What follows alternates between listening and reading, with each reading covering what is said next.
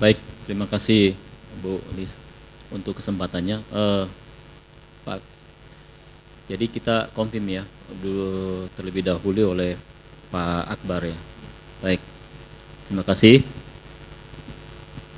Izin saya selaku selaku moderator akan memulai acara pada sesi ketiga ini, di mana sesi ketiga ini akan ada pemaparan dua pemaparan.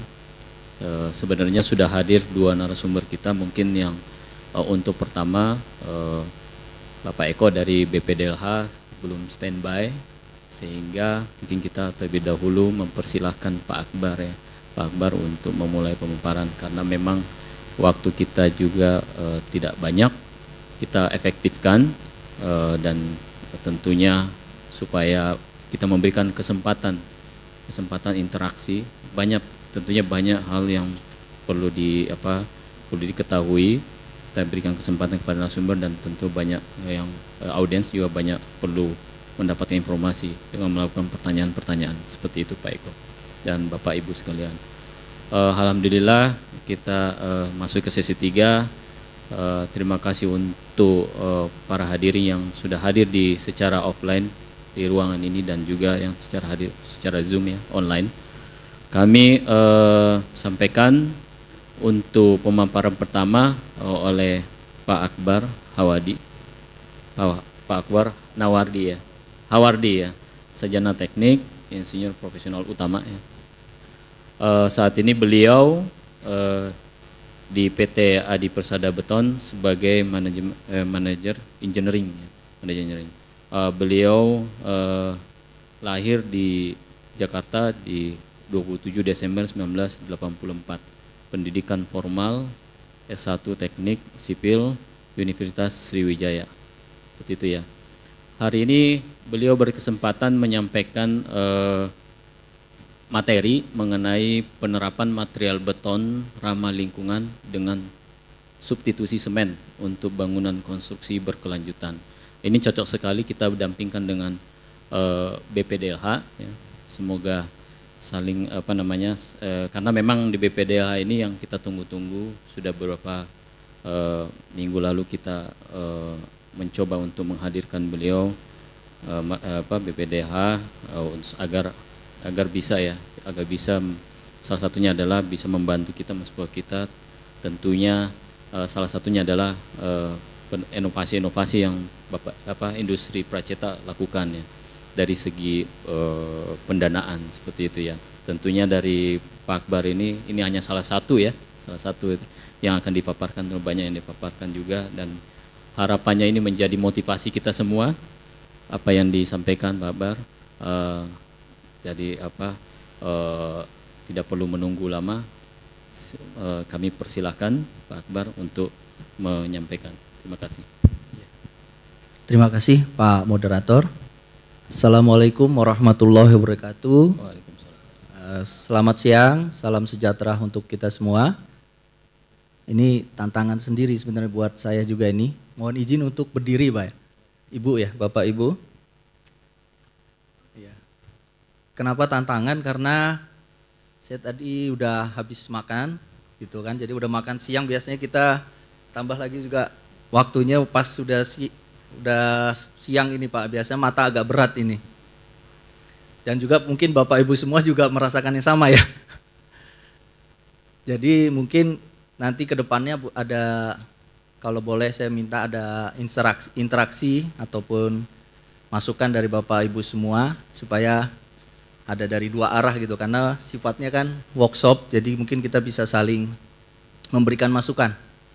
Ya, mungkin di kali ini terima kasih kepada penyelenggara untuk workshop di ASBSD ini. Di kesempatan ini saya akan memberikan materi terkait penerapan material beton ramah lingkungan dengan substitusi semen untuk bangunan konstruksi berkelanjutan.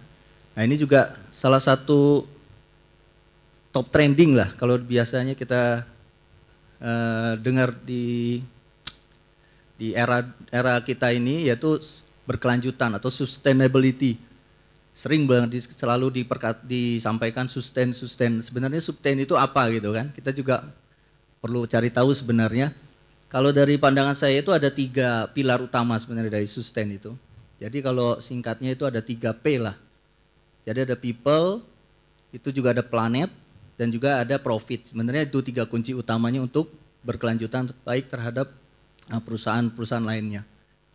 Jadi juga bukan hanya dari segi aspek ekonomi, tapi dari aspek sosial dan lingkungannya juga sangat mempengaruhi ke depannya dari suatu perusahaan itu. Next.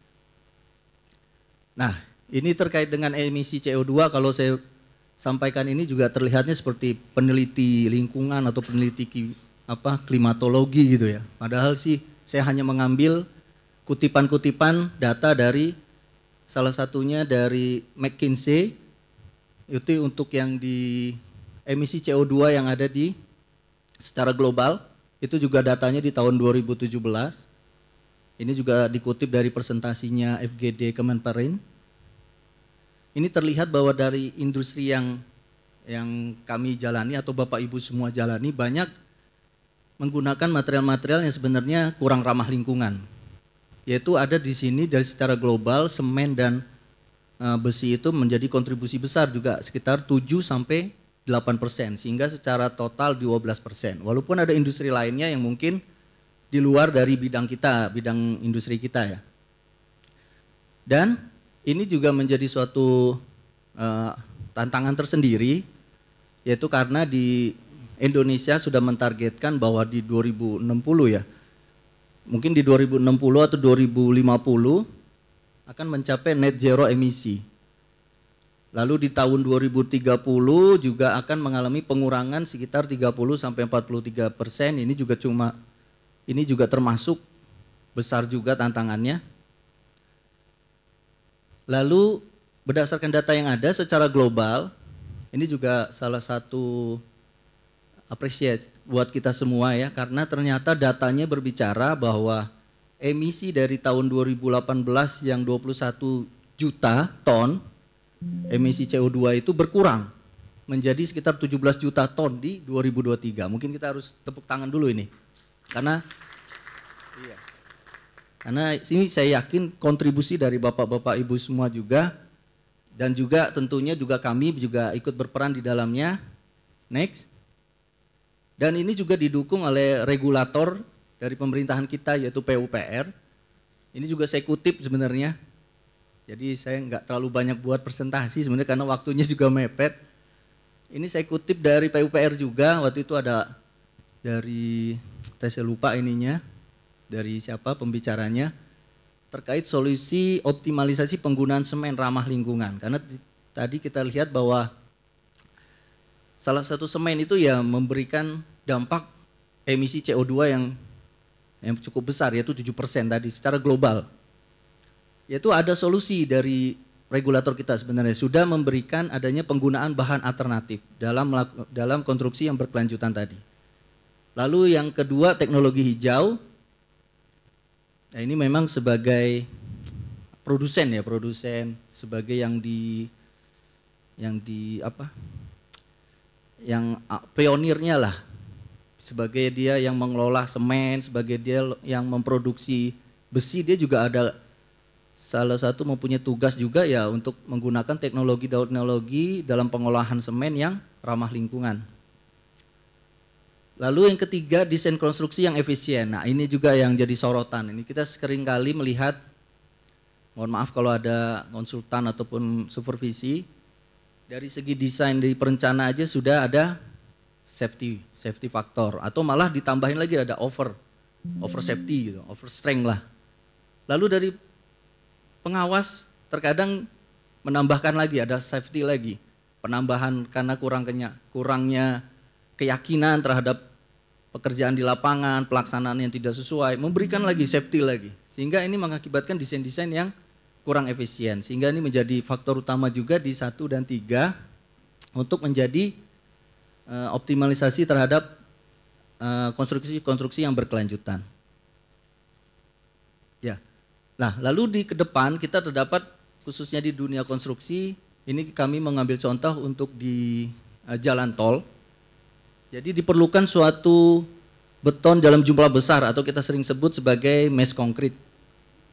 Nah, ini dilihat strukturnya mulai dari pile cap, pier dan pier head itu paling volume terkecilnya aja di 52 di pier.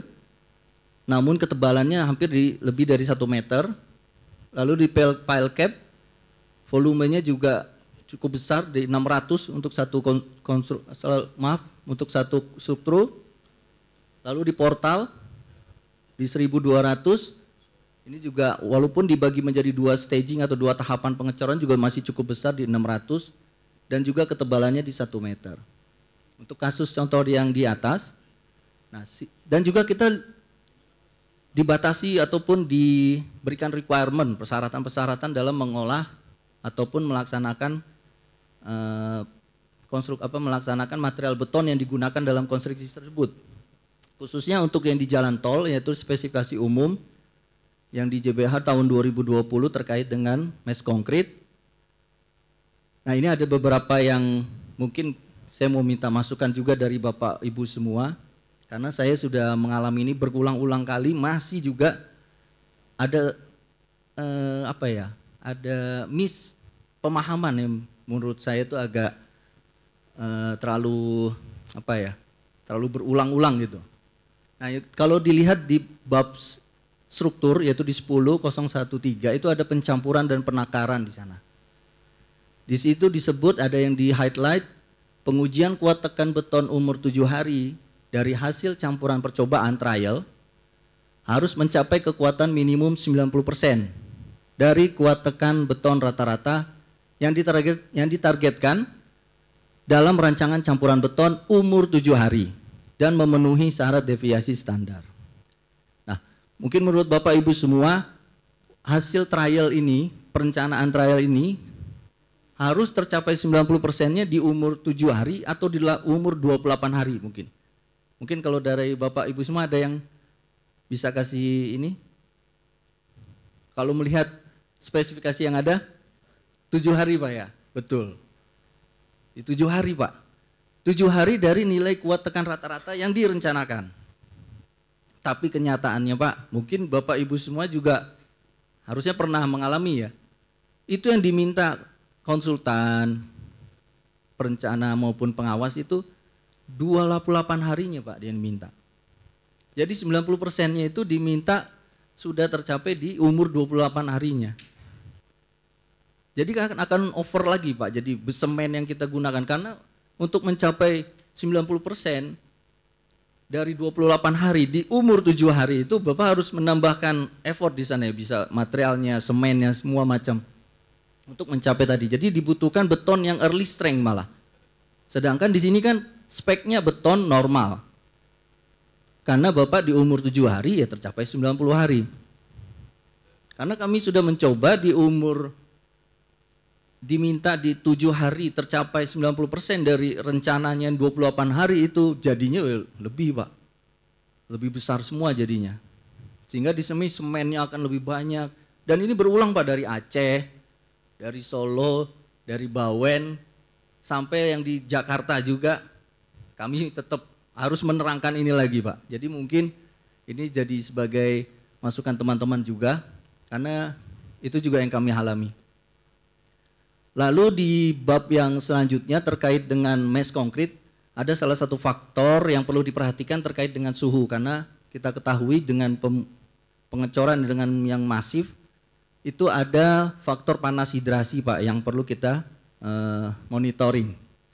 Sehingga di dalam spesifikasi ini juga sudah memberikan guidance, arahan-arahan apa yang perlu dilakukan dan juga anjuran-anjuran yang dicantumkan di dalam sini. Seperti temperatur maksimum yang diizinkan itu 71 derajat Celcius, mohon maaf Pak. Itu di pusat masanya beton. Lalu juga ambiennya, perbedaan temperatur maksimumnya hanya diizinkan di 21 derajat. Lalu juga ada dalam sistem pengamatan temperaturnya dan juga pembacaan temperaturnya sampai dengan adanya harus membuat dipersyaratkan untuk melakukan mock up terhadap elemen struktur yang akan dilaksanakan. Jadi harus membuat mock-up untuk memberikan hasil apakah suhunya itu bisa dikendalikan atau tidak sesuai dengan persyaratan dan spesifikasi yang ada. Jadi memang ada beberapa alternatif untuk mengendalikan suhu tersebut sesuai dengan spesifikasi, yaitu bisa dengan job mix design yang menggunakan fly ash sesuai dengan dari anjuran regulator kita tadi, yaitu menggunakan alternatif material substitusi. Lalu juga bisa dengan pada saat metode kerja pengecorannya ataupun pelaksanaan dalam proses pengecorannya dengan menggunakan cooling system. Nah ini sejauh ini inilah yang paling dihindari ya Pak, dihindari dari customer kami gitu, klien-klien kami ya. Mereka mintanya pokoknya betonnya bisa seperti itu Pak gitu. Mereka nggak mau melakukan effort lebih terhadap pelaksanaannya. Sehingga ini mungkin bisa menjadi masukan dari Bapak Ibu semua. Next. Lah dalam pendekatannya kami menggunakan SEI 201.2R 2016 bahwa dalam di antara suhunya yaitu di lebih kecil dari 185 derajat sampai dengan 185 derajat Fahrenheit, lebih kecil dari 150 derajat Fahrenheit itu di bawah 80-an sampai 50 lah Pak ya. Nah itu ada beberapa preventif ataupun pendekatan yang bisa dilakukan, yaitu salah satunya dengan menggunakan substitusi material semen tadi, yaitu menggunakan ada poin nomor 3 dengan menggunakan fly ash. Jika menggunakan fly ash-nya tipe yang F, jika menggunakan tipe yang C, nah itu ada persyaratannya. Dan juga di nomor 2 juga dipersyaratkan terkait dengan kuat tekan mortalnya. Mortar yang pada waktu 1 hari. Sehingga guidance ini dapat digunakan dalam merencanakan material beton untuk memenuhi spesifikasi yang di atas. Next. Lalu yang persyaratan tadi terkait poin nomor 2 terkait dengan tidak lebih dari 20 MPa untuk mortar, kuat tekan mortar. Nah, dilakukan juga prosedur dalam pengetesannya juga mengikuti ASTM yang ada. Next. Lalu untuk quality controlnya jenis atau fly ash yang akan digunakan juga kita harus mengendalikan apakah nilai kalsium oksid maksimumnya itu dia tidak boleh melebihi dari 10%. Lalu juga untuk menjaga performance kinerja dari beton itu khususnya di tipe F itu ada persyaratan silikanya, aluminium, oksida itu juga minimum di 70% secara total. Nah, sehingga kita bisa menentukan mana jenis fly ash yang akan digunakan. Nah, ini juga secara kekuatan, namun juga ada secara visual. Ternyata ada fly ash juga yang secara persyaratan kekuatan dia bisa masuk, tetapi secara visual seleranya agak berbeda karena mungkin dia lebih hitam gitu. Jadi harus disesuaikan juga. Next. Lalu selain itu juga kita harus memonitoring terhadap suhu material yang akan digunakan.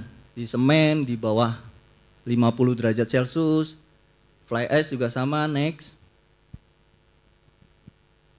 Ya, fly ash juga sama kita kendalikan suhunya. Next. Lalu termasuk juga materialnya kita kendalikan juga untuk suhunya di bawah 30 derajat Celcius. Dan sama material halus lainnya yaitu pasir juga di bawah 30 derajat Celcius. Next. Nah, ini juga salah satu peralatan yang sangat mendukung untuk menjaga dari pengendalian atau mengendalikan suhu air yang digunakan. Karena biasanya kita menggunakan sumur bor ataupun sumur jenis air lainnya yang itu perlu dikendalikan suhunya karena akan dia menjadi suhu kumulatif terhadap material beton kita. Nah, sehingga water chiller ini kalau sebutannya bisa digunakan untuk membentuk material yang sesuai spesifikasi tadi. Next. Nah, Setelah semua material tadi dikendalikan suhunya, baru kita lakukan analisa terhadap job mix yang akan digunakan, yaitu juga untuk menganalisa suhunya apakah sesuai atau tidak tadi, suhu temperatur maksimum dan juga ambiennya. Nah, ini peraturannya sudah ada, nanti bisa dilihat di SEI 207, perhitungan temperatur maksimum beton dan perhitungan di suhu perbedaannya. Lalu tadi juga disebutkan di dalam spesifikasi harus melakukan, dipersyaratkan melakukan uji pada mock-up. Jadi karena memang ketebalannya lebih besar dari 1 meter, sehingga dimensi yang dilakukan di 1,5 kali 1,5 dan kali 1,5, lalu dilakukan penempatan termokapel pada posisi pusat-pusat masanya, yaitu dari 3 posisi, dari bawah, lalu di tengah dan juga di permukaan atau di atas sebelum, ya 5 cm dari top core-nya. Next. Lalu juga digunakan peralatan-peralatan untuk memonitor suhunya yang terjadi pada mock-up tersebut. Nah, ini sebenarnya material-material yang tidak terlalu mahal ya, karena ada juga kita ada pengecekan material yang ada lebih mahal, maturity, untuk pengecekan beton di maturity-nya sambil kita mengetahui temperaturnya juga. Tapi kalau hanya temperatur ini bisa digunakan, jadi alat-alat ini, alat yang sederhana ini bisa digunakan, seperti ada termokapel, terus ada untuk membaca perubahan suhunya, karena perubahan suhunya ini kita membaca sampai 3 hari non-stop, jadi tidak ada istirahat gitu kan. Lalu ada menggunakan kamera juga. Lalu ini hasil dokumentasinya dari proses penimbangan sesuai job mix yang tadi sudah direncanakan dan juga sudah dianalisa bahwa secara teoritis berdasarkan SEI tadi 207 bahwa suhunya akan tercapai sesuai spesifikasi. Nah, ini kita lakukan pengujian terhadap mock-up-nya. Semua pada saat materialnya juga dicek suhunya masih di bawah 30 derajat Celcius. Next. Lalu dilakukan monitoring yang dibaca dari kamera tadi, kamera CCTV lah ya, CCTV untuk membaca selama 3 hari atau 72 jam secara non-stop. Nah, ini juga, nah dalam umur 72 jam suhu maksimum yang terjadi pada massa dan khususnya di nomor 2 ya, di bagian pusatnya itu masih di 65 derajat Celcius. Next. Dan juga selain suhu kita juga harus, karena faktor utamanya terhadap strength kita juga sangat perhatikan masih sesuai dengan spesifikasi yang disyaratkan. Next. Nah, dari hasil ini juga didapat bahwa temperatur maksimum tadi di 65 derajat Celcius pada 3 hari setelah dilakukan produksi pada mock-up. Lalu deviasi maksimal yang dihasilkan juga masih tercapai di 21 derajat Celcius pada umur di 62 jam setelah produksi pada mock-up-nya. Next. Nah, lalu kaitannya terkait dengan tadi terkait emisi, kembali lagi ke yang atas tadi, faktor emisi CO2, karena kita juga sangat care ataupun mendukung untuk ramah lingkungan, sehingga kalau dari data ini juga kami dapatnya dari Semen Indonesia ya, ini harusnya udah semen non OPC ini, Ultra Pro penamaannya kalau nggak salah ini, tapi masih tipe, ya mungkin tipe 1 ya, tapi penamaannya berbeda, yaitu dengan menggunakan semen tipe 1 itu emisi karbon yang dihasilkan itu di 712 kilo. Jadi kalau kita jika kita menggunakan Ultra Pro itu kita menyumbang emisi di 712 kilo. Nah, tapi karena kita melakukan substitusi yang bisa dikatakan ini hampir 40% dengan menggunakan material substitusi fly ash, jadi ada emisi karbon yang kita kurangi sekitar 40%. Jadi kalau kita memproduksi selama kurang lebih 1 tahun yaitu di 53.000 kubik, jika kita tidak menggunakan fly ash berarti di 20.000 ton. Tapi jika kita melakukan penggantian atau substitusi sebesar 40% sehingga menjadi 14.000 ton atau ada sekitar 6.000 ton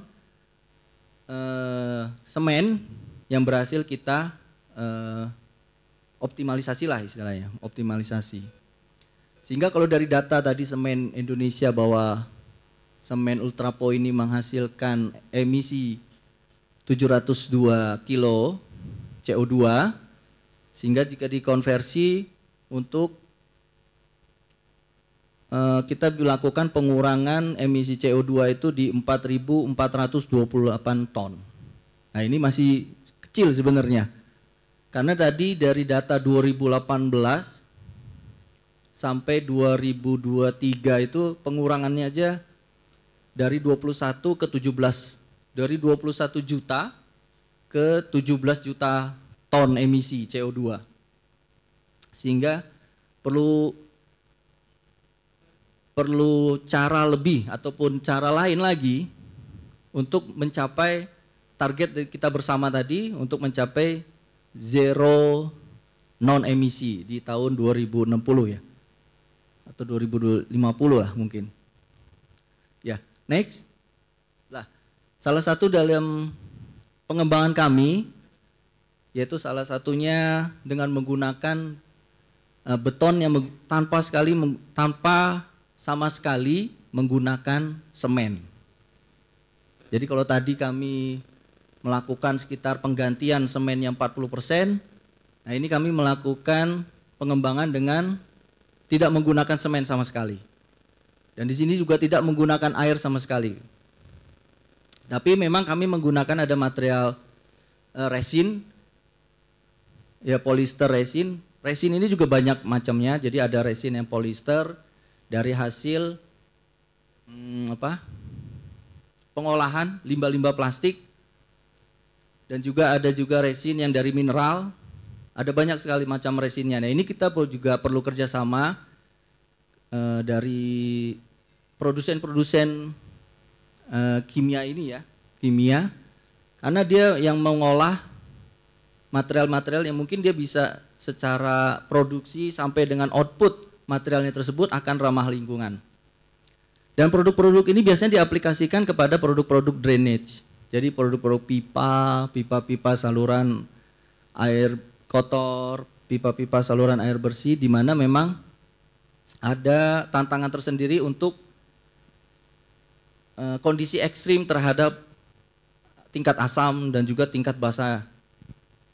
Dan ini secara kekuatan juga melebihi ataupun bisa mencapai 3 kali daripada beton-beton yang pernah kita lakukan. Jadi mungkin di 80 MPa, ya ini bisa sampai di 90 MPa. Next. Nah, aplikasi untuk beton polimer ini memang tanpa menggunakan semen dan juga air, dan juga tidak menggunakan adanya tulangan. Tapi memang secara produksinya dia ada semacam, mohon maaf saya lupa ini, bukan fiber. Ada lapisan yang akan diberikan resin di bagian inner maupun dari outer produk tersebut. Ntar saya ingat dulu ya. Lupa ya. Ya, mohon maaf ya. Ada materialnya itu. Lalu tadi disampaikan juga mutu kuat tekonnya juga bisa mencapai lebih tinggi. Lalu garansi produknya juga bisa lebih lama, sehingga terhadap faktor ekstrim di lingkungan yang di bawah kedalaman sampai 20-30 meter juga dia lebih durability-nya lebih bagus. Next. Lalu ini juga dilakukan pengujian ini partner kami, jadi sudah melakukan juga pengujian, walaupun dia pengujiannya secara diekstrapolasi ya. Jadi sampel pipa itu ada persyaratannya juga di British Standard tadi, semuanya ada. Jadi berapa sampel yang harus dibutuhkan, lalu sampel itu akan diberikan asam sampai pH-nya 1, lalu pH-nya yang basah juga diberikan. Dalam pH yang asam maupun basah itu ada sampelnya sekitar 40 produk. Lalu selama 10.000 jam atau kurang lebih 14 bulan akan dilihat bahwa, dan juga bersamaan dilakukan pressure terhadap produk yang pipa tersebut. Lalu setelah diekstrapolasi selama 5 tahun masih memberikan kinerja yang sesuai yang diharapkan, bahkan sampai dengan 100 tahun dengan cara ekstrapolasi juga masih mencapai kinerja yang dispesifikasi. Next. Lalu secara perbandingan juga, dan ini juga sesuatu hal yang lumrah. Jadi kalau sesuatu lebih tinggi biasanya kita melakukan modifikasi ke dimensi. Jadi kekuatannya lebih tinggi kita kurangi dimensinya. Kekuatannya tariknya lebih gede juga kita lakukan modifikasi. Sama halnya karena dia mempunyai kekuatan strength tadi betonnya juga sangat tinggi di 90-an MPa daripada yang biasa kita gunakan di 42 MPa, hampir 22 kalinya. Secara berat jika di diameter yang sama di 60 cm diameter dalam penampang basahnya. Kalau produk-produk yang lama kami di beton yang bertulang di sekitar 870 kilo. Nah, dia bisa mencapai beratnya hanya di 248. Lalu juga yang di diameter 1000 sama halnya. Dan juga terkait dengan kemampuan dia menahan jacking atau allowable jacking force-nya juga dapat dilihat bahwa break dari yang pipa polimer tadi memberikan kekuatan yang lebih besar daripada yang biasanya ataupun yang beton pipa bertulang. Next. Nah, ini salah satu beberapa kelebihan dari pipa bertulang yang dari pipa polimer yang telah kami coba kembangkan, yaitu permukaan di dalamnya yang mulus karena ada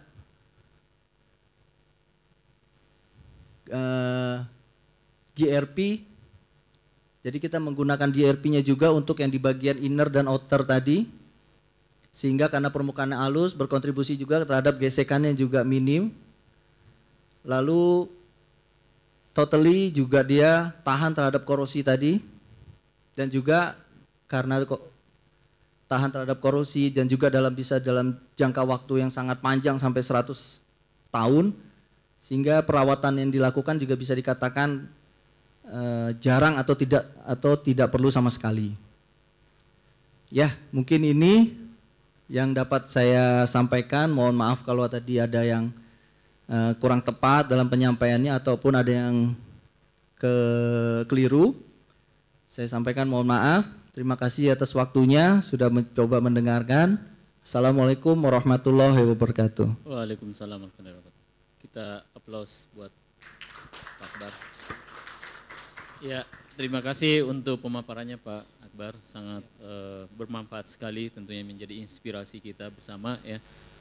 Saya lihat ada challenge di sini ya, pertama dari hasil trial 7 hari harus 90%, dari rencana 28 hari ya, tapi masih disebut beton normal gitu ya. Terus masalah suhu, nah ini juga isu penggunaan fly ash sebenarnya, yang kenapa justru mengurangi early strength karena memang mengurangi suhu sebenarnya ya. Jadi pemakaian 40%, dan terakhir tadi ada bicara polimer konkret. Nah ini sepertinya yang Pak Dudung singgung ya, sehalus pipi Raisa ini kali ya. Ya, permukaannya mulus ya, ini kali ya yang dimaksud Pak Dudung ya, teknologi yang dipakai. Baik, tentunya banyak hal yang akan ditanyakan. Izin Pak Akbar, kita sabar dulu belum langsung dipersilakan ke ke audiens untuk menyampaikan pertanyaan. Kita langsung ke pemaparan kedua. Izin Pak Eko, apakah sudah standby Bapak? Sudah. Oh sudah, baik. Terima kasih Pak untuk kehadirannya, yang Bapak bisa sudah sempatkan waktu. Sepertinya Bapak juga ada acara di tempat lain. Terima kasih sekali lagi. Sebelumnya izin kami sampaikan dulu perihal Bapak ya, untuk diinformasikan ke audiens hari ini. Narasumber yang kedua kita hari ini dari Badan Pengelola Dana Lingkungan Hidup, Bapak Eko Prasondita, Sarjana Kehutanan, Masters of Science. Beliau lahir di Lebak pada tanggal 6 September 1979. Pendidikan formal beliau S1 Manajemen Hutan, Universitas Lampung, kemudian S2 S2 Development Science di Hiroshima University. Saat ini beliau adalah pelaksana tugas Kepala Divisi Penyaluran Pinjaman Badan Pengelola Dana Lingkungan Hidup. Hari ini beliau akan menyampaikan perihal Green Investment, Powering the Circular Economy in Indonesia. Sebelumnya kami jauh-jauh hari memang mengundang mengundang BPDLH yang diwakili oleh Pak Eko. Hari ini pada waktu itu kita tentunya mungkin teman-teman atau Bapak Ibu ya sekalian pernah menghadiri Expo ya Green Economy pada di bulan Juli lalu ya, awal Juli lalu yang diadakan oleh Bappenas. Mungkin di sesi 4 atau 5 itu terkait topik Green Investment. Di situ kita melihat bagaimana BPDLH yaitu yang pada saat itu yang hadir pada saat itu adalah Bapak Joko Triharyanto, betul ya Pak Eko ya, Dirut BPDLH menyampaikan dengan lugas bahwa BPDLH welcome terhadap setiap upaya di Indonesia, industri yang bisa berkontribusi untuk menjaga lingkungan hidup. Beliau memang BPDLH ini bagian akan istilahnya mendanai upaya-upaya tersebut. Nah, ini sangat menarik. Tadi sangat menarik tentunya buat kita semua. Tadi sudah disampaikan oleh Pak Akbar juga, mungkin Pak Eko tadi menyimak bahwa ada upaya-upaya kita bersama. Harapan kami dari BPDLH bisa mensupport kami gitu ya. Dan tentunya banyak hal yang akan kami tunjukkan bahwa ada selain tadi disampaikan oleh Pak Akbar, ada beberapa upaya baik dari Adi Persada Beton ya, di sini sudah hadir juga Pak secara offline dan online dari industri-industri lain yang siap menerima arahan dan masukan dari Bapak ya, yang mewakili BPDLH. Terima kasih sekali lagi untuk waktunya. Untuk memanfaatkan waktu tentunya kami langsung mempersilahkan. Silakan Pak Eko untuk dimulai. Terima kasih. Terima kasih kepada P3I yang telah memberikan kesempatan kami untuk berpartisipasi dalam acara ini. Sebelumnya memang kami akan hadir Pak ini. Kebetulan hari ini bertepatan dengan launching ekonomi sirkular. Jadi sudah di launching sekitar pukul 9 pagi ya, oleh Pak Presiden. Dan ini hari ini pun kita akan tetap show juga sama di DCC terkait ekonomi sirkular.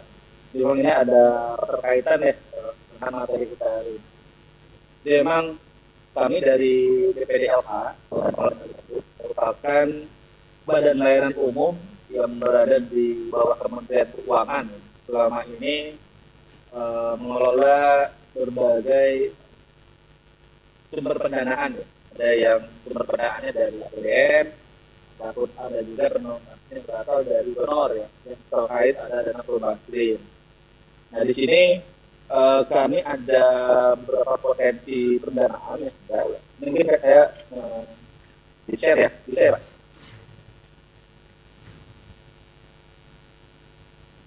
Baik Pak, sudah tampil Pak. Betul ya. Ini jadi memang di kita awal di kan awalnya itu untuk mengakomodir ya ada sumber-sumber pendanaan internasional yang khususnya di Bakri saat itu untuk masuk ke negara ini dikelola oleh negara sehingga bisa digunakan untuk kepentingan masyarakat. Ini kalau kita lihat bahwa di perubahan iklim ini kan banyak antropogenik ya, manusia, kita harapkan dengan adanya perbaikan lingkungan gitu ya, sehingga masyarakat pun bisa kualitas hidup kita makin lebih meningkat gitu ya. Nah ini di sini kita dari hasil penurunan deforestasi ya tahun 2020 itu menunjukkan prestasi yang sangat baik ya di Indonesia ini, sehingga kita mendapatkan suatu insentif ya, insentif pendanaan perubahan iklim yang diklaim ya oleh Indonesia kepada Green Climate Fund itu ada sekitar 200 juta US dollar ya gitu untuk tahap pertama, terus itu disalurkan melalui BPDLH. Ini itu adalah BPDLH itu dibentuk sehingga untuk mengakomodir adanya sumber itu. Dan itu ada juga kerjasama bilateral ya, bilateral dengan Norway gitu ya. Itu sudah juga masuk sekitar 165 juta US dollar untuk dana perubahan iklim yang saat ini di launching ya, hari ini di launching di GCC untuk dana masyarakat, sebenarnya dana masyarakat umum ya, yang memang berbagai pejuang lingkungan itu ya, jadi bisa mengakses pendanaan kepada BPDLH untuk ada kegiatannya termasuk sirkular ekonomi, ada usaha kehutanan dan lain. Nah, kita ini ada beberapa jenis pendanaan ya.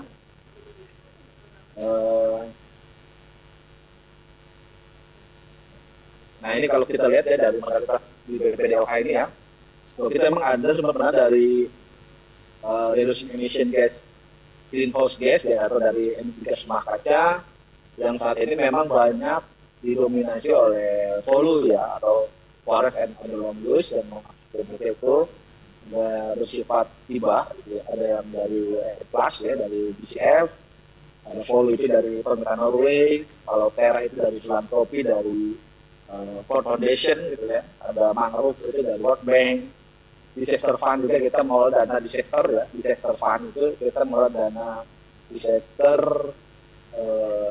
untuk prabencana itu untuk pengelolaan prabencana dan pengasuransian aset-aset pemerintah di lokasi-lokasi rawan bencana itu juga dikelola oleh BPDLH. Kemudian juga kita mengelola dan energi, insentif energi untuk PV system atau photovoltaic system atau solar panel ya, untuk usaha dan masyarakat yang memang menggunakan solar panel di rumahnya. Jadi kita memberikan insentif kepada masyarakat yang memasang solar panel. Dan juga catalytic fund itu bersifat masyarakat yang mau mengklaim kinerja turun emisinya yang diregister di SRN ya, terregistrasi nasional. Itu nanti kita ada juga insentif ketika dia sudah dalam proses penerbitan PAY semacam surat sertifikat perubahan iklim ya, turun emisi itu nanti dikeluarkan oleh KLHK. Jadi juga ada semacam insentif. Kita juga selain itu ada pengelola dana loan, itu bersifat pinjaman ya, pinjaman yang sudah existing sekarang itu usaha kehutanan, yaitu presiden bergilir yang berasal dari dana reboisasi yang pernah kita kelola. Ada juga terkait sirkular ekonomi, data dari debt nature swap, data yang dari pengurangan hutang luar negeri dari pemerintah Jerman, itu didirikan untuk ekonomi sirkular yang saat ini sudah di launching tadi oleh Presiden, di mana nanti masyarakat penggiat lingkungan yang bergerak di ekonomi sirkular itu diberikan akses pendanaan untuk usahanya, usaha kecilnya, usaha UMKM ya, usaha kecil dan lalu juga kita mengelola dana untuk pengembangan itu dari. Nah, kalau kita lihat dana perubahan iklim yang ada di Indonesia sekarang ini, khususnya yang dikelola oleh BPDLH ya, itu ada yang berasal dari Green Climate Fund yang tadi saya sampaikan. Jadi adalah kinerja pemerintah Indonesia dalam menurunkan laju kerusakan hutan tahun 2014 sampai 2016 itu sekitar 103,8 juta US dollar ya. Lalu itu ada juga dari khusus untuk pemerintah Kalimantan Timur pernah juga sudah mengklaim kinerjanya dari 2015 sampai 2024 kira 110 juta US dollar itu untuk pemerintah Kaltim yang disalurkan ke pemerintah provinsi hingga ke masyarakat. Nah, ini ada juga biokarbon fund itu dari Jambi. Di Jambi juga itu sudah sedang kita proses untuk klaim 2020 sampai 2025 sekitar 70 juta US dollar. Dan untuk kerjasama bilateral dari Norway. Norway ini setelah Green Climate Fund untuk mengklaim nasional itu 2014-2016, yang 2016 sampai 2019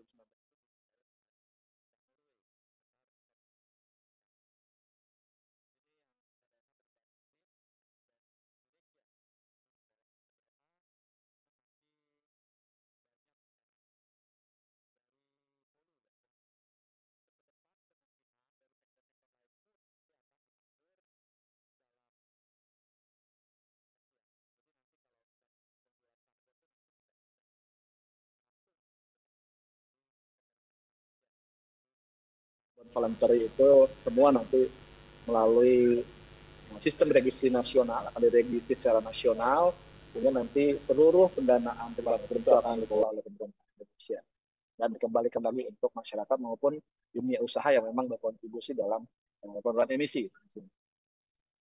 Nah ini secara khususnya ya untuk dari BCF, PAN, ini dari untuk yang di pemerintah Kaltim, Kalimantan Timur, internasional nasional ada, tim nasional maupun dari hingga tingkat tapak, hingga tingkat desa di sini merasakan bahwa dana perubahan iklim itu sudah bisa dirasakan. Karena ini mungkin kalau kita bicara perubahan iklim masih mencat langit ya. Saya dulu kebetulan saya sebelum di BPDLH tergabung di Kementerian Lingkungan Hidup dan Kehutanan. Yang pertama bergabung itu saya di Direktorat Jenderal Perubahan Iklim memang masih awang-awang dulu ya, masih wah ini mencat langit gitu. Ternyata dengan perjuangan kita ya di tingkat internasional, dana perubahan iklim itu sudah mulai dirasakan oleh kita gitu ya. Dari pemerintah pusat, dan daerah, untuk hingga ke masyarakat yang sudah bisa dirasakan oleh masyarakat. Ya, ada juga nih untuk pemerintah Jambi, ini mungkin dalam prosesnya dari 2025 akan klaim juga untuk 70 juta US dollar. Ini untuk yang dari Norway. Dari Norway ini sudah ada dua pencairan. Dua pencairan yang pertama 56 juta US dollar dan yang kedua 100 juta US dollar yang didedikasikan untuk dana masyarakat. Yang tadi di launching oleh presiden ya. Jadi dari tadi itu ada di launching ada coba dana masyarakat itu berdasarkan dari dana program dari pemerintah Norway yang sifatnya hibah ini itu nanti dimulai oleh LHK dan DPDLH akan menyalurkan berdasarkan usulan dari di masyarakat tersebut nanti masuk ke sistem nanti LHK akan menilai dan jadi menilai itu bisa disalurkan kepada masyarakat dalam bentuk hibah. Ini kita juga ada fasilitas dana bergulir. Ini bersifat pinjaman untuk usaha kehutanan. Usaha kehutanan di sini uh, kita banyak fokus di kelompok usaha perhutanan sosial. Nanti ada blended finance di sini dan kita punya hibah. Jadi masyarakat hutan yang tidak yang belum visible gitu ya, belum visible, tidak bankable itu kita bina sehingga dia naik tingkat menjadi visible meskipun tidak bankable ya visible usaha-usaha dan bankable tapi tidak bankable tapi kita kasih dana pinjaman lunak pada mereka dan pilih ya. Ketika mereka naik kelas mereka sudah bisa mengelola usahanya dan udah bankable itu nanti kita bisa lepas untuk lebih meningkatkan usaha. Untuk usaha ini memang diperuntukkan untuk masyarakat di sekitar hutan, bisa industri silvopastura ataupun silvofishery yang memang usaha-usaha di bidang perikanan maupun usaha produktif lainnya yang memiliki kontribusi terhadap rehabilitasi hutan dan. Nah, selain itu kita juga ada untuk dan investasi lingkungan. Investasi lingkungan juga bisa ini digunakan di dalam PSBB ini. Yang penting dia berkontribusi terhadap kehutanan. Misalnya dia dalam dalam mengolah hutan, dia ada mengolah sumber listrik dari mikrohidro, juga bisa bisa maupun misalnya jadi dalam kawasan hutan dia mengolah sampahnya, gitu ya, sampahnya jadi 3R, dia bisa digunakan untuk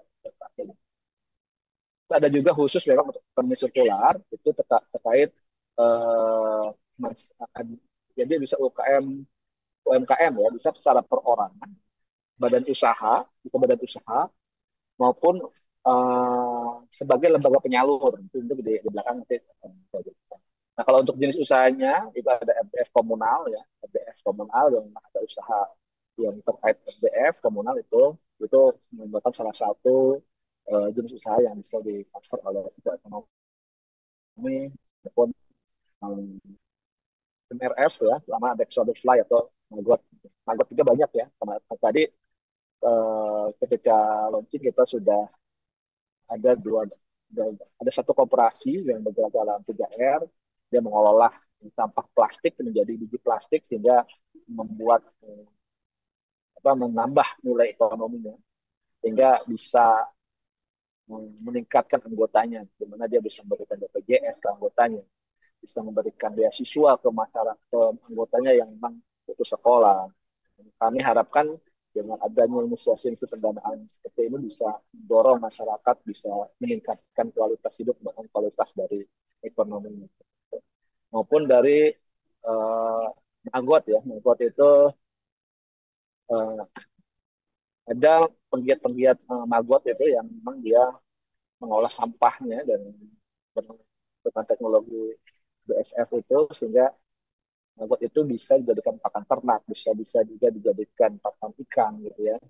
Dan itu bisa juga untuk terancam sirkular, sirkular proses ya dari itu yang kami temukan seperti ada di Karawang, ada di Depok. Jadi dia punya usaha peternakan, di mana ternaknya itu semacam integrated farming gitu ya. Ada ternak, ternak ayam, eh, terus apa tuh kotorannya itu dimakan oleh maggot, maggotnya itu kembangkan kalau kita melalui Black Powder Five ada juga untuk pakan pakan untuk si ayamnya sehingga ayam yang mengkonsumsi maggot itu memiliki kualitas yang baik gitu ya ada segi telurnya dan mengandung juga protein yang lebih tinggi juga ada ayam memang hanya menggunakan dedak seperti itu. Nah ini usaha yang bisa mengakses pendanaan secara bergulir ya bisa perorangan di dalam kelompok di dalam asosiasi ya bisa BUMN atau BUMD BUMDes ada badan usaha swasta maupun koperasi. Memang untuk saat ini BPDLH eh, banyak masih berfokus pada koperasi ya di mana kalau kita eh, mengharapkan dari anggota koperasi itu yang notabene memang sistem yang koperasi kan anggota ya anggotanya itu berdasarkan dari dana ini. Jadi memang walaupun dia koperasi ya sebagai lembaga penyalur gitu ya, ya penyalurannya itu kita langsung tujukan kepada anggotanya. Jadi koperasi yang mengelola mengembalikan itu pasti akan mendapatkan insentif atau tarif layanan yang diberikan lebih murah dibandingkan dari bank. Kalau langsung itu bisa langsung ke perorangan, perorangannya bisa langsung mengajukan ke kami, di mana nanti mereka mendapatkan pendanaan itu langsung ke rekeningnya masing-masing, tapi jumlah plafonnya maksimal itu 50 juta dengan suku bunganya itu atau tarif layanan itu di di sekitar 3 sampai 4% per tahun. Nah, kalau untuk yang dunia usaha, memang sebelumnya kita ada pendanaan untuk dunia usaha. Ada seperti kemarin itu ada wood pellet ya, wood pellet yang mengembangkan sampah dari kayu, itu kayu-kayu bekas industri perkayu itu diolah menjadi wood pellet. Itu juga kemarin sudah pernah kita biayai, gitu ya. Ada juga terkait dari sampah menjadi RDF, gitu ya. Itu pernah kita biayai, hanya memang untuk saat ini usaha-usaha yang besar itu masih dibatasi karena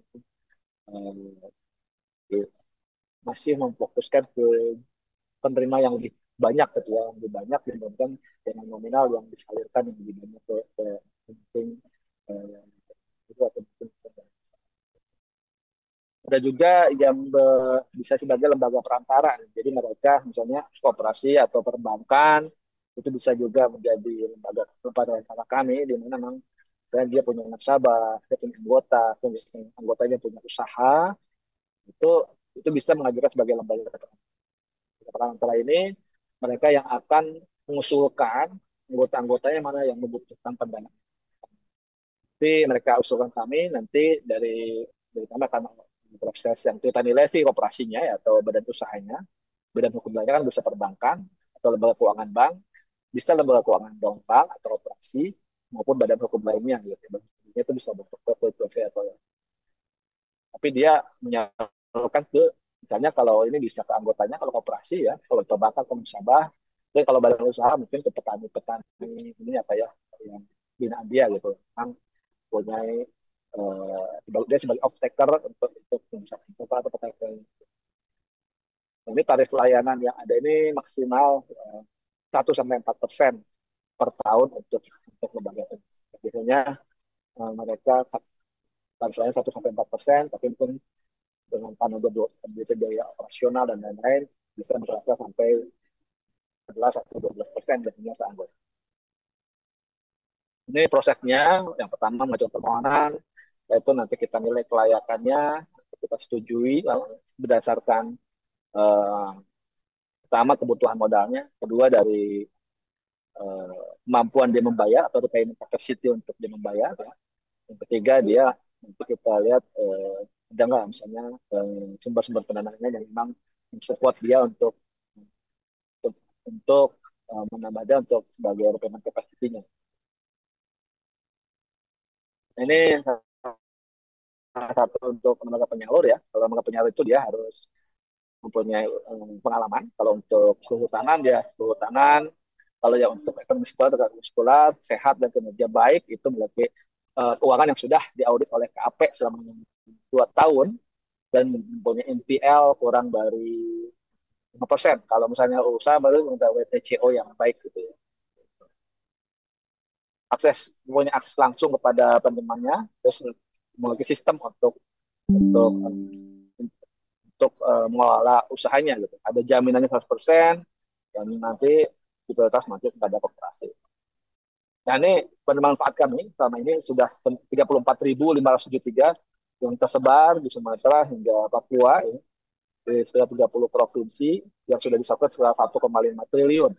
Sedangkan potensi pendanaan sebenarnya kami ini untuk yang revolving fund sekitar 4 triliun yang potensi yang bisa sama koperasi. Nah, mungkin itu paman singkat dari kami Pak. Kalau misalnya ada pertanyaan atau ada kita diskusi, gitu. Terima kasih. Assalamualaikum warahmatullahi wabarakatuh. Waalaikumsalam warahmatullahi wabarakatuh. Terima kasih. Kita berikan aplaus Pak Eko. Ya, terima kasih sekali lagi Pak Eko atas waktunya dan informasi yang tentunya sangat bermanfaat bagi kita semua. Di situ sudah disampaikan secara lugas sumber pendanaan dan juga mekanismenya seperti itu ya Pak ya untuk penerima pendanaan. Mungkin tentunya banyak hal yang perlu ditanyakan. Saya untuk menghemat waktu ya. Tentunya Pak Eko juga waktunya mungkin tidak banyak di sana ya. Baik, langsung saja kita berikan kesempatan pertanyaan kepada dua narasumber kita di sesi ini. Kita berikan kesempatan terlebih dahulu di ruangan ini secara offline. Silakan. Silakan Pak. Dari Pak Cinta, ada pertanyaan?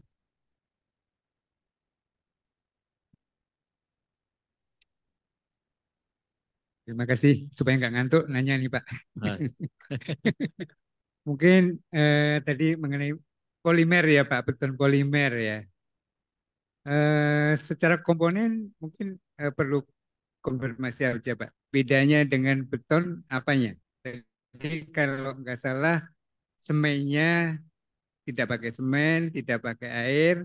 Mungkin saya lihat juga barangkali tidak pakai rebar tapi pakai apa namanya GRC ya Pak. Lebaran ya, seperti apa fiber seperti itu ya. Artinya dalam hal ramah lingkungan mestinya tidak apa namanya menimbulkan CO2 ya Pak ya dari sisi tidak mengkonsumsi semen ya. Tapi apakah nol sama sekali dari situ?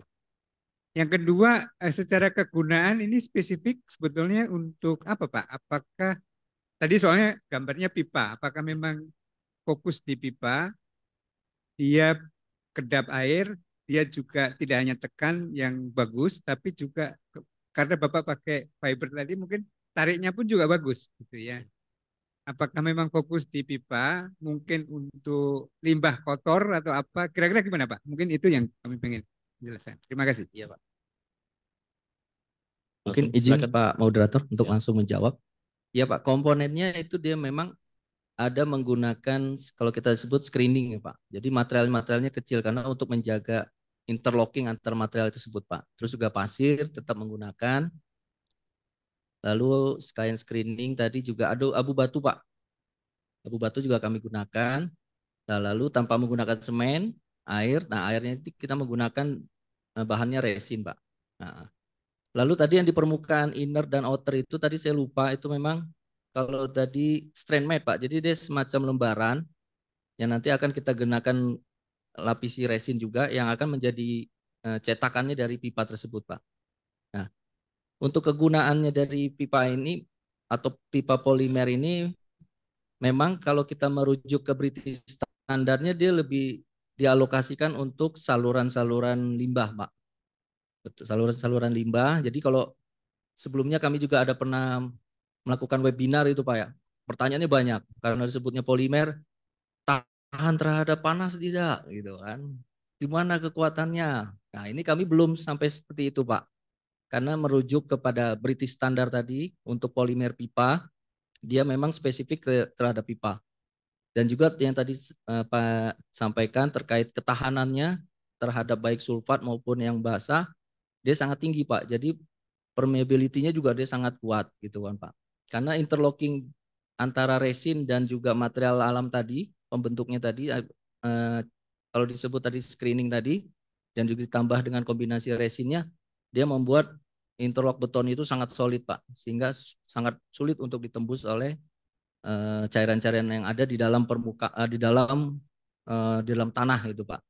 Dan kalau kita ketahui karena memang dia pipa di dalam tanah kan untuk adanya panas itu kan juga bakaran itu ya tidak ke arah sana jadi fungsinya Pak. Memang produk itu harus disesuaikan dengan fungsi-fungsinya dan juga akan berkembang terus ini Pak. Nah, kemarin juga mungkin di sini juga ada pameran juga terkait dengan ultra high performance concrete. Nah, tapi kami bukan menggunakan fiber yang besi itu Pak ya. Kami menggunakan steel fiber itu tapi kita strand made namanya. Jadi permukaan itu kita bentuk sebagai cetakan juga di dalamnya. Lalu tadi satu lagi mungkin fungsi tadi udah Pak ya. Memang dia spesifik ke arah pipa karena mengikuti British Standard tadi Pak. Nah, kedepannya harapannya seperti ultra high performance concrete dan juga produk-produk ini bisa dikembangkan mungkin di barrier karena dengan mengambil konsep bahwa kekuatannya lebih tinggi tadi Pak, baik secara tekan maupun tarik. Jadi kan bisa menyamai kekuatan baja gitu Pak. Jadi ada yang bilang bahwa konkrit rasa baja mungkin nanti namanya nih Pak. Gitu. Mungkin ke arah itu sih Pak, tapi saat ini memang lebih ke arah fungsinya di pipa Pak dulu. Di pipa. Mungkin itu Pak. Mudah-mudahan bisa menjawab Pak. Ya, baik. Terima kasih. Wah, sangat gamblang ya, Pak Akbar. Waktu kita untuk sesi tanya jawab berapa ini lagi untuk kesempatan pertanyaan. Satu pertanyaan lagi ya. Oh, dua ya. Baik, Baik Pak, langsung. Pak. Ya, nama saya Bambang Dedi dari di Beton. Maaf, dari siapa? Bambang. Oh, Pak Bambang. Mau tanya Pak Akbar. Eh, Dulu saya pernah ingat kalau fly ash itu termasuk bahan B3 ya Pak. Untuk pengadaannya harus sampai izin ke polisi. Apa sekarang itu eh, sudah bebas Pak?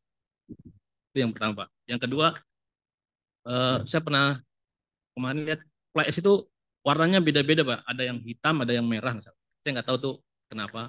Apa kalau pemakaian fly ash itu nanti berpengaruh pada warna beton Pak? Betonnya bisa berubah warna jadi hitam atau jadi merah itu Pak. Terus yang ketiga, eh, tadi dijabarkan bahwa beton itu 3 hari 30%, 7 hari 50%. Itu kalau beton biasa. Kalau beton pakai fly ash, setahu saya settingnya sampai 90 hari. Apa masih berlaku Pak yang 3 hari, 7 hari, 14 hari itu Pak? Mungkin itu aja Pak. Terima kasih Pak. Ya, ini pertanyaannya malah dari tim saya sendiri ini Pak. Mungkin kalau boleh saya jawab, nanti kita bahas di kantor saja Pak. Gitu. Ya, Mungkin nanti kita bahas tersendiri Pak ya. Ada, ini kan box Pak. Iya. Ada apa produsen fly ash. Biar ice breaking Pak, ice breaking. Iya. Mungkin tadi juga udah di setting sebenarnya Pak Dedi Pak. Jadi kalau nggak ada yang mau nanya, Pak Dedi tolong nanya gitu. Skenario ini ya. Skenario. Enggak Pak. Beneran kayaknya. Kalau B3 alhamdulillah Pak, perjuangan mungkin dari Bapak-bapak semua atau Pak Pugu juga ini. Alhamdulillah fly ash itu bukan B3 lagi Pak. Jadi itu secara kontribusinya apanya semuanya harusnya dipermudah karena regulator kita sudah mempermudah juga tadi. Ada di Permen 9 di PUPR itu bahwa kita harus menggunakan non OPC kan Pak. Nah, selain non OPC juga menggunakan material substitusi semen tadi itu yaitu fly ash. Jelas di situ Pak di peraturannya. Terus juga didukung oleh peraturan baru bahwa fly ash itu tidak masuk dalam B3. Nah, itu didukung sama pemerintah. Memang perjuangannya lama itu. Saya tahun 2000 berapa? 2015 waktu masih di AP3I juga itu lama perjuangan itu sehingga akhirnya dia juga bukan di B3 tapi penanganannya tetap harus disesuaikan dengan apa tata caranya kan Pak prosedurnya. Lalu yang kedua warna ya tadi visual. Ya visual ini lebih ke arah selera kan Pak. Jadi kalau mau yang putih, yang hitam atau yang agak merah-merah eksotik saya itu kan Pak, itu selera. Dia sangat mempengaruhi Pak jadi warna itu. Jadi kalau fly ash-nya warna merah-merah dia akan memberikan efek juga ke ada betonnya.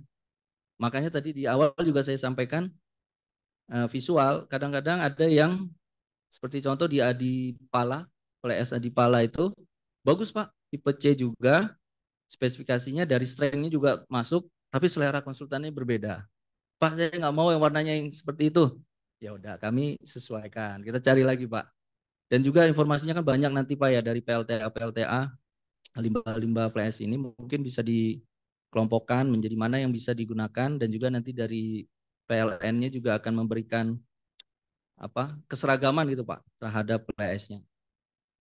Lalu yang ketiga apa tadi Pak? Strength. Oh strength. Tetap Pak sesuai SNI kita strength penerimaan itu di 28 hari. 137 itu kan hanya untuk konversi kita.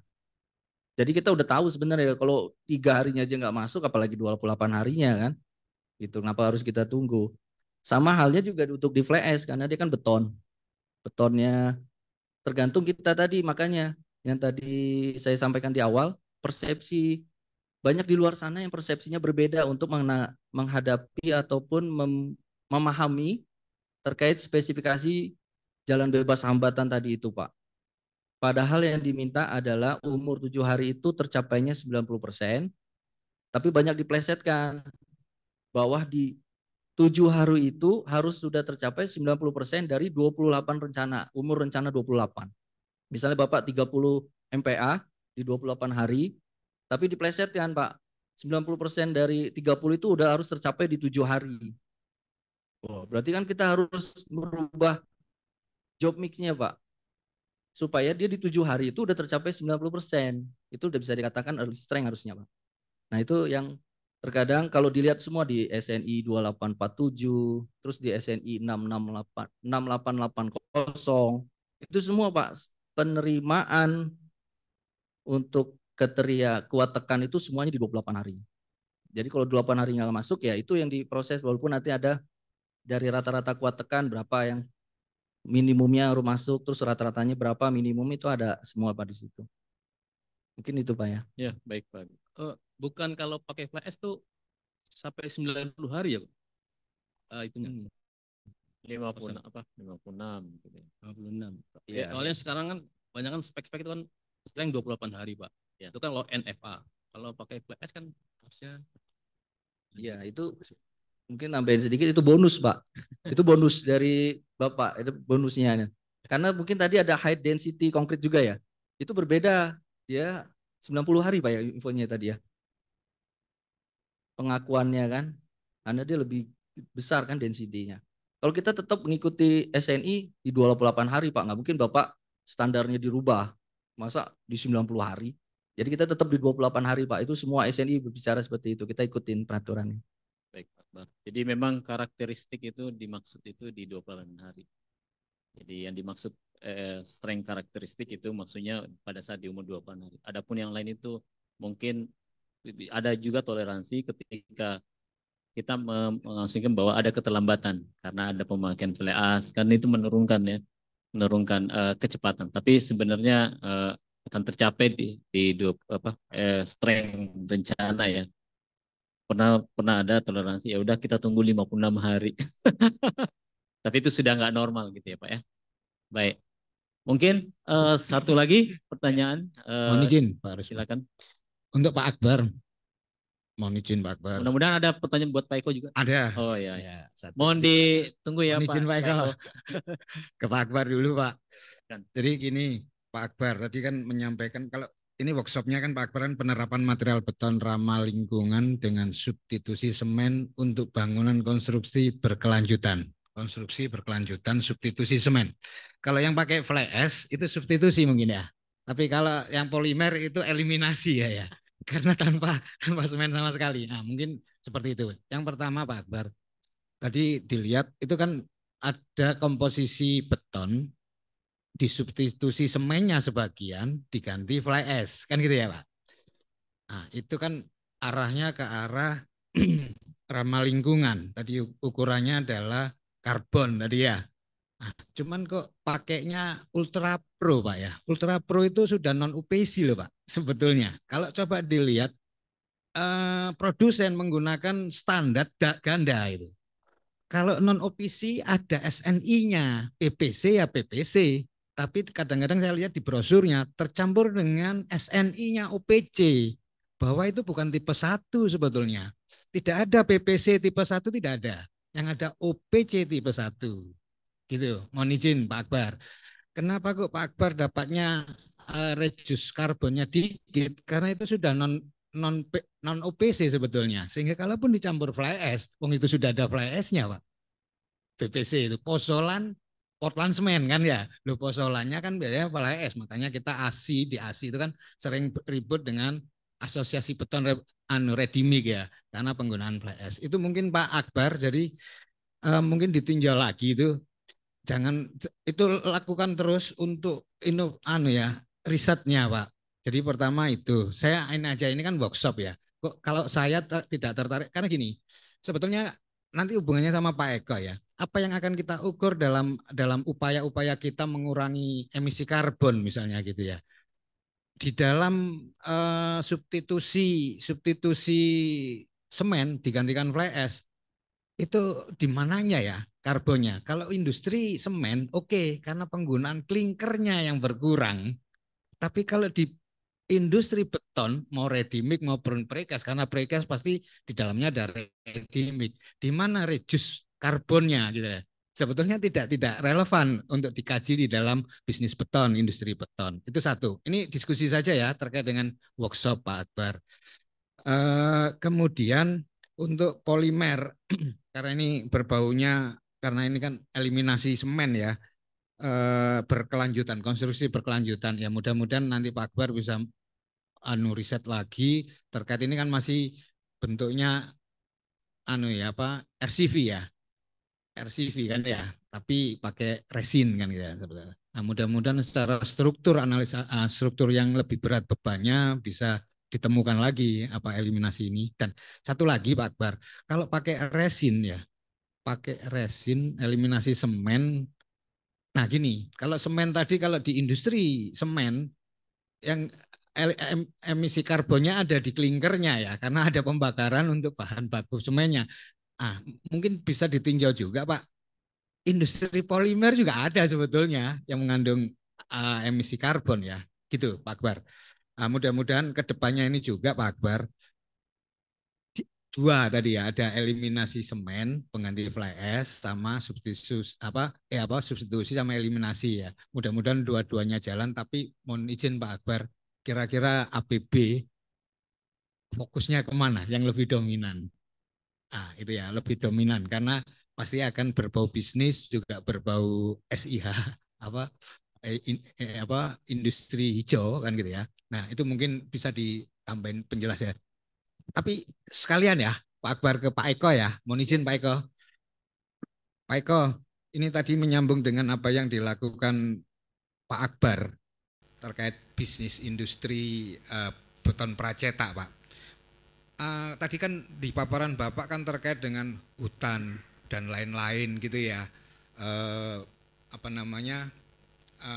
Fasilitas dana bergulirnya gitu ya.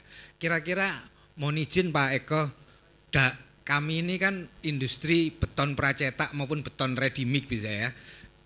Kira-kira contohnya seperti apa Pak? Itu apa yang harus bisa kita lakukan, dan terkait dengan apa yang tadi itu Pak Eko ini kan dana lingkungan hidup kan gitu ya, dana lingkungan hidup yang cocok seperti apa Pak? Apa proposalnya gitu ya, proposal untuk pengajuannya itu. Kemudian itu harus kelompok atau perorangan, itu kan perorangan atau kelompok. Maksudnya kalau bisa melalui asosiasi, harus melalui asosiasi atau bisa industri perusahaan masing-masing Pak. Perusahaan masing-masing untuk mengajukan itu. Terima kasih Pak Eko. Monggo Pak. Terus Pak Akbar. Jadi gimana langsung Pak? Kita terkait ini Pak, terkait penggunaan emisi ya di industri semen. Memang benar seperti Bapak sampaikan, itu selama ini yang berdasarkan IPCC guideline ya, itu berdasarkan clinker sih Pak. Jadi memang ada perubahan emisi itu. Jadi ada yang masa lalu ya, ada pencampuran klinker dengan aditif, komposisinya kan sekitar 90/10 ya. Nah ini ada perubahan, jadi pengurangan menjadi 75%. Nah disitulah emisinya, perubahan emisinya yang selama ini memang dihitung oleh KLHK ya, berdasarkan IPCC guideline ya. Jadi memang di situ ada penurunan emisi CO2-nya gitu ya. Jadi yang juga itu lebih rendah seperti itu.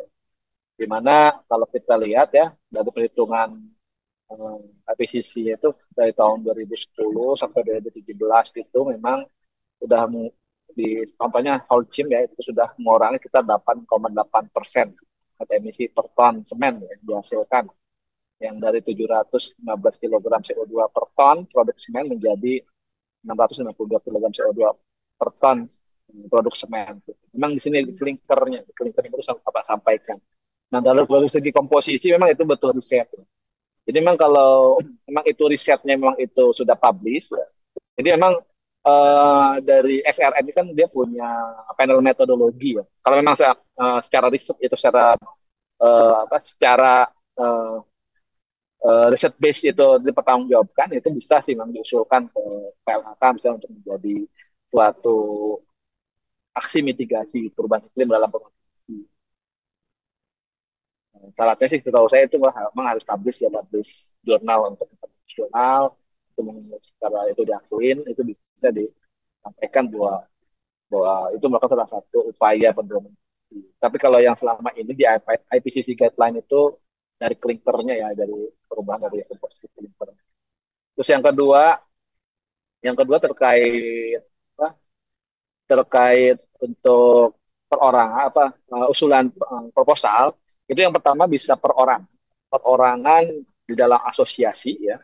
Jadi dalam asosiasi nanti asosiasi ada berapa kelompok, ada berapa orang, itu bisa mengajukan secara kolektif kepada BPDLH nanti siapa saja yang mengusulkan dengan plafon maksimal 50 juta kalau per orang.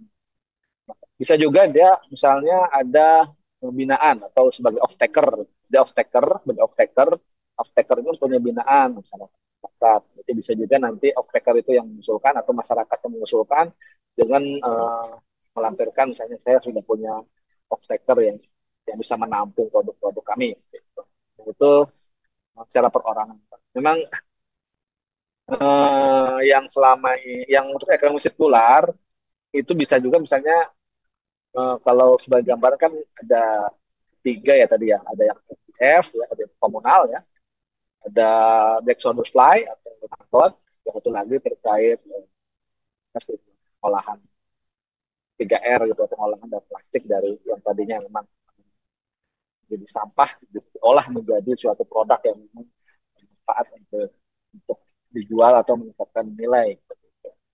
Itu yang bisa diusulkan ke BPDL Bapak. Nanti kebetulan tadi pagi sudah di launching ya oleh Presiden dan ini nanti kita ada sistemnya nanti secara perorangan itu bisa dimajukan ke kami ada sistemnya nanti kalau misalnya butuh informasi nanti bisa simpan saja kontaknya ada di panitia nanti kami ada sistemnya nanti ada linknya nanti bisa dimasukkan proposalnya ke situ nanti kita coba analisis proposalnya secara perorangan nanti setelah itu nanti kita informasikan kalau memang itu disetujui ya untuk bertindak. Jadi memang nanti untuk dana sirkular ekonomi itu prosesnya dari perorangan mengajukan ke kami melalui sistem. Nanti kami nilai secara usahanya ya, legalitasnya usahanya gitu ya. Kalau untuk perorangan cukup KTP, NPWP dan KK ya. Jadi kalau misalnya tergabung ke asosiasi berarti asosiasinya legalitasnya ada atau tidak ya. Kalau misalnya kalau dari ya sebagai anggota off-taker nanti off-takernya melampirkan negatif off-takernya nah itu diproses nanti kami ada form yang harus diisi nanti semacam misalnya seperti apa kebutuhan modalnya berapa terus nanti dengan usaha itu berjalan sudah berapa lama gitu ya terus apakah itu mempunyai repayment untuk mengembalikan itu bisa diisi dalam form tersebut nanti setelah itu nanti kami sampaikan ke Kementerian ini ya PSL 23 ya dirjen PSL 23 yang mengaku sebagai pembunuh teknis kami nanti mereka secara teknisnya baru nanti kita menilai untuk mungkin ada pangan itu nanti kita tawarkan bahwa kalau kamu setuju nanti kita tawarkan bahwa kita disetujui nih sekian misalnya dengan rate suku bunga sekian kalau sudah disetujui nanti baru kita mendatangkan secara notaril ya. Jadi ada apa perjanjian nanti jadi karena kalau misalnya dan itu jaminan ya dan apa nih dan memang harus bukan dari itu sih Bapak.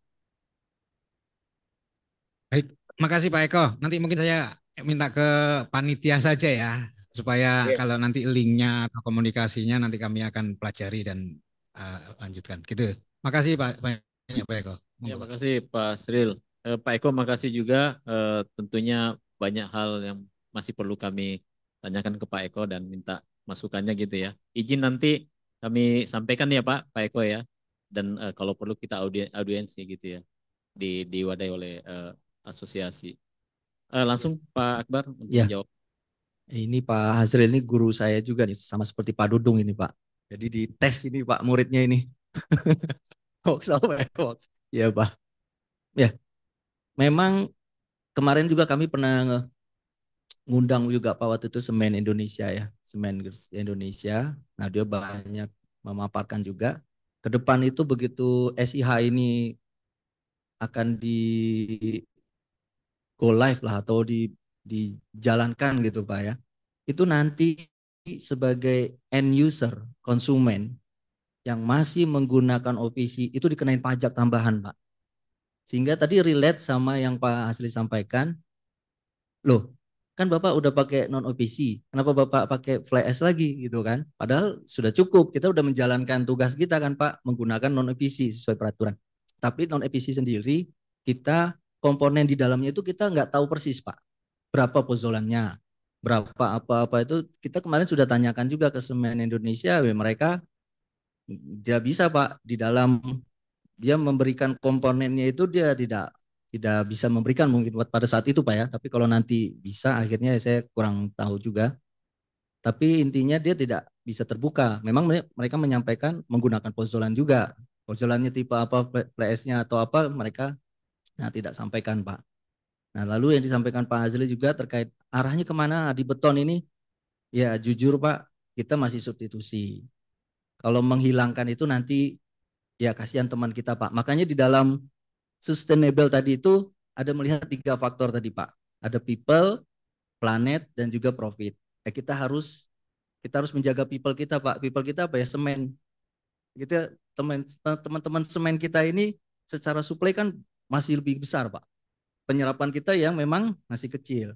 Tapi sebenarnya dari sekarang mungkin dari tim semen sudah mulai mempelajari gitu Pak ya. Karena Bapak-bapak Ibu semua di sini kan juga pasti udah mulai melakukan perubahan. Ya udah mulai mengurangi pemakaian semen Pak. Karena sebenarnya yang tidak ramah lingkungan ini ya di semennya ini Pak. Karena klinker tadi dan juga proses pembuatan semen, proses klinker yang sampai berapa ratus derajat apa ribu malah Pak, berapa ribu derajat Celcius itu yang membuat dia tingkat emisi CO2-nya tinggi. Namun di semen sendiri dia sudah melakukan inovasi-inovasi Pak. Ini dari informasi dari Semen Indonesianya Pak ya. Dia sudah melakukan proses pengolahan klinker yang lebih ramah lingkungan. Ada prosesnya, ada teknologinya, ada juga baru. Memang alat atau teknologinya mahal gitu Pak. Jadi masih beberapa pabrik yang menggunakan, lainnya masih menggunakan klinker. Jadi semua pihak Pak kalau saya boleh memberikan pandangan saya.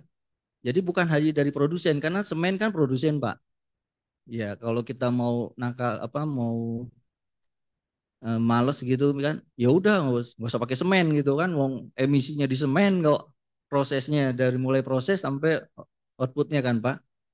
Tapi kita juga harus tetap seimbang, balance, ya semen juga tetap jalan, ya kita juga jalan sebagai end user, ya pinter-pinter melakukan kalau ini dalam pandangan kami Pak, pinter-pinter melakukan pengurangan emisi dalam internal kami Pak ya kalau menganggapnya. Tapi karena SIH-nya sendiri juga belum berjalan, kami juga belum mengerti ini. Apakah tadi hitungan kami terhadap pengurangan emisi tadi itu bisa dikategorikan mendapatkan penilaian karena kami sebagai konsumen yang mengurangi pemakaian semen. Nah itu kami belum paham Pak. Mungkin nanti ada pembahasan khusus ya Pak Usman ya untuk ke regulator kita Pak ya. Oke, mungkin itu Pak Hazril ya Pak. Iya, makasih Pak Akbar. Iya sama-sama Pak. Ya, makasih Pak Asril untuk pertanyaannya. Mohon panitia untuk menampung pertanyaan-pertanyaan mungkin belum sempat kita sampaikan termasuk secara online. Kita berikan aplaus untuk para dua narasumber. Ya, kami ucapkan Pak Eko, terima kasih banyak Pak untuk waktunya. Terima kasih sekali lagi kami berharap tetap masih bisa komunikasi ke audiens ke kantor Bapak ya. Harapannya ada kerjasama atau support dari BPDH. Terima kasih sekali lagi Pak untuk kesempatannya. Pak Akbar juga terima kasih.